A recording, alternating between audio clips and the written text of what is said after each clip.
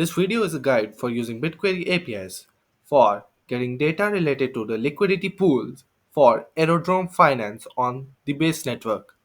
Now, liquidity pools are essentially an integral part of the decentralized exchange. Hence, the data related to the pools is quite necessary. For this video, we are going to cover two queries. One is to get the latest liquidity pools created on the Aerodrome finance. The other one is to get liquidity of a particular pool. So, without any further delay, let's get started. This is our first query, which will return us the latest liquidity pools created. So I have selected the EVM option with dataset as combined and network as ETH. I'm going to check out the events where I'm going to arrange the results in a descending order based on the block number. What it does is that it gives me the latest liquidity pool created on the top of the list. Next, I'm limiting the count to 10 to get the latest 10 pools created on Aerodrome.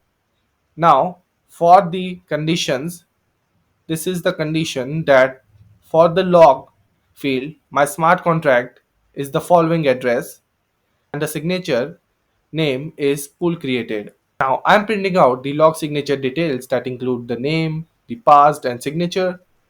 I'm printing out the smart contract. I'm printing out the transaction hash and block date and number. Also, I'm printing out the arguments which are the following. So let's run the query and you can see the results over here. So let me explain this argument section to you.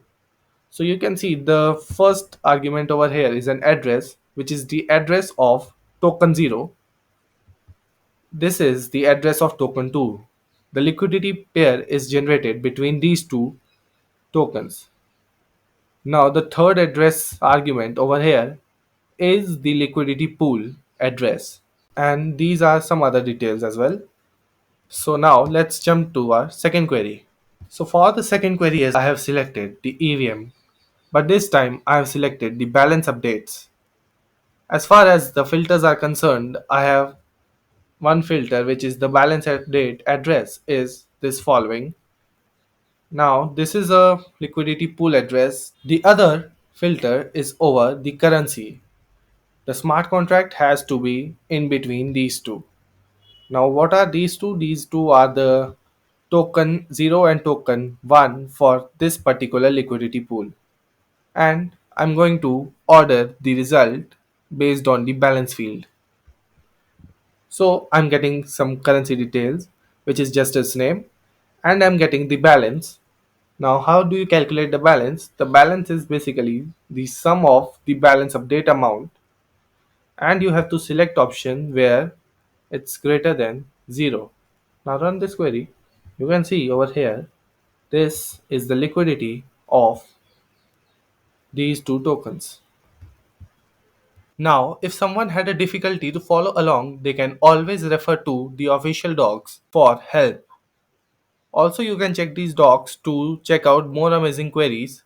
Like and subscribe, and do join our Telegram channel for clearing your doubts. I'm sharing the link to the Telegram channel along with the docs and query link in the description of the video.